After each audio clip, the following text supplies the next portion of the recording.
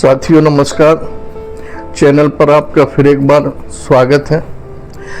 साथियों, कहते हैं कि न्याय अगर देरी से मिले तो न्याय ना मिलने के बराबर होता है। आजकल हमारे देश की न्याय व्यवस्था की ये एक सबसे बड़ी खामी है, सबसे बड़ी कमी है कि जिनको न्याय मिलना चाहिए, जो न्याय 6 महीने में, 1 साल में, ज़्यादा से ज़्यादा 2 साल में मिल जाना चाहिए, वो न्याय 20 साल, 25 साल, 30 साल बाद जाके मिलता है और तब तक न्याय की उम्मीद ही खत्म हो जाती है। ऐसे न्याय मिलने से फायदा क्या है? और यही कारण है कि न्याय जो देर से मिल रहा है हमारे देश में गुनहगारों के लिए, उसी का नतीजा है कि क्राइम बढ़ता जा रहा है। क्राइम करने वाले सोच लेते हैं 2-4 साल में तो न्याय मिलना नहीं है, 10-20 साल में मिलेगा, तब की तब देखेंगे।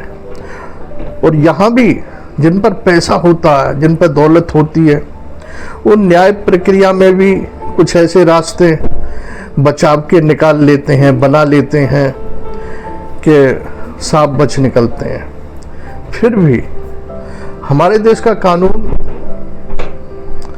साक्ष्यों पर चलता है। कानून की जो देवी है, अदालत में जो मूर्ति दिखाते हैं, उसकी आंखों पर पट्टी बंधी रहती है। वो अपना पराया, ऊंच नीच, अमीर गरीब कुछ नहीं देखती, वो सिर्फ साक्ष्य देखती है। और उन्हीं के आधार पर जिस कुर्सी पर न्यायमूर्ति बैठे होते हैं, वो केस सुनने के बाद अपना निर्णय देते हैं, न्याय करते हैं। साथियों, 32 साल पहले 1992 में राजस्थान में एक हमारे देश का सबसे बड़ा सेक्स स्कैंडल हुआ था, जिसको सुनकर, पढ़कर, देखकर पूरे देश में हंगामा मचा था।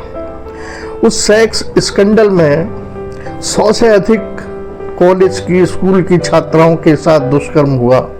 सामूहिक भी हुआ, अकेले में भी हुआ, 2 व्यक्तियों ने भी किया, 4-4 व्यक्तियों ने भी किया। उनकी जो संख्या निकल के आई वो 100 से अधिक छात्राएं थीं। भिन्न भिन्न कॉलेज की छात्राएं थीं, भिन्न भिन्न स्कूलों की छात्राएं थीं।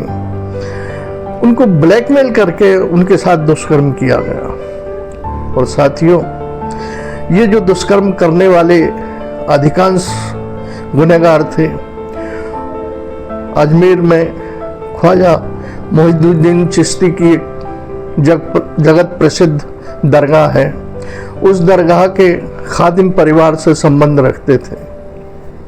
साथियों, 1992 में ये दुष्कर्म हुआ और उसका न्याय अभी 2 दिन पहले मिला है।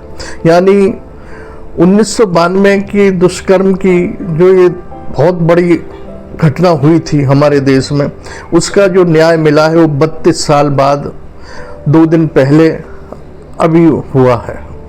तो ऐसे न्याय से फायदा क्या है? मेरी तो न्यायमूर्तियों से जो न्याय करते हैं, न्याय प्रणाली से, कानून मंत्रालय से, देश के प्रधानमंत्री से, मेरी क्या, देश के लगभग हर नागरिक की यही अपील है कि कुछ ऐसा किया जाए जिससे न्याय जल्दी से जल्दी मिले और दुष्कर्मियों में कानून का खौफ पैदा हो। साथियों, 1992 में कुछ गुनहगारों ने स्कूल कॉलेज की छात्राओं को अपने जाल में फंसाया, गिफ्ट देकर फंसाया, लोभ लालच देकर फंसाया, उनसे मेलजोल बढ़ाया, फिर उनसे शारीरिक संबंध बनाए और शारीरिक संबंध बनाते समय उनके फोटो ले लिए। किसी को डरा के फोटो लिए तो किसी को धमका के लिए, किसी को शारीरिक संबंध बनाते हुए किसी और लोग ने फोटो बना लिए।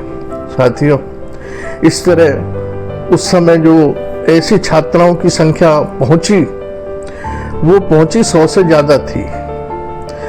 दूसरी मज़ा ये रही साथियों, जिन्होंने फोटो बनाए उन्होंने तो दुष्कर्म किया ही किया, लेकिन जब उस नेगेटिव के फोटो बनवाने के लिए फोटोग्राफरों के पास वो लोग गए तो उन दुकानदारों ने, फोटोग्राफरों ने फ़ोटो तो बना दिए, कुछ फ़ोटो अपने पास भी रख लिए और बाद में उन फोटोओं को उन छात्राओं को दिखाने का भय बताकर उनसे दुष्कर्म किया।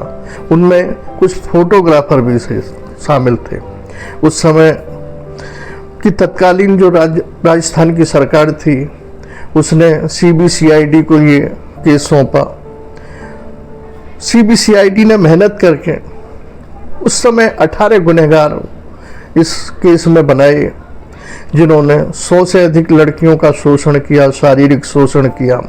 साथियों, एक बहुत ही दुख भरी बात ये भी रही कि जब फोटो वायरल हो गए, समाज में बात फैल गई, तो 6 लड़कियों ने आत्महत्या कर ली बदनामी के डर से।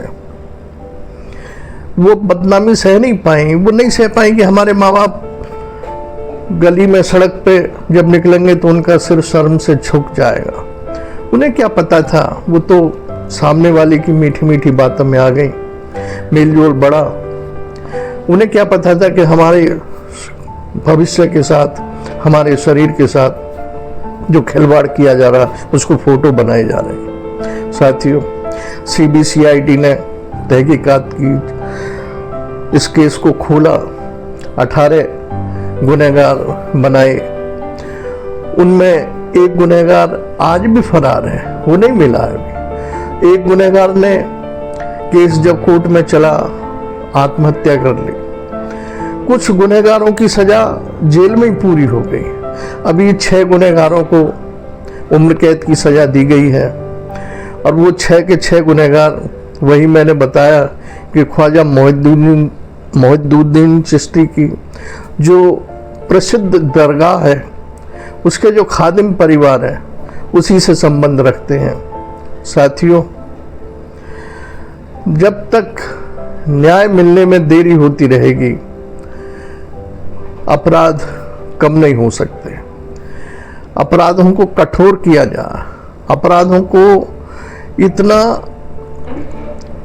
प्राथमिकता दी जाए कि न्याय जल्दी से जल्दी मिले और जिन्होंने गुनाह किया है, जिन्होंने अपराध किया है, उनको जल्दी से जल्दी सजा मिले। तभी कानून का खौफ अपराधियों की दिलो दिमाग पर बैठेगा और आगे भविष्य में जो इस तरह का अपराध करने की सोचें, कल्पना करें, वो अपने पैर पीछे खींच लेंगे। इसी के साथ साथियों, नमस्कार। आपने वीडियो देखी, सुनी, इसके लिए धन्यवाद साथियों।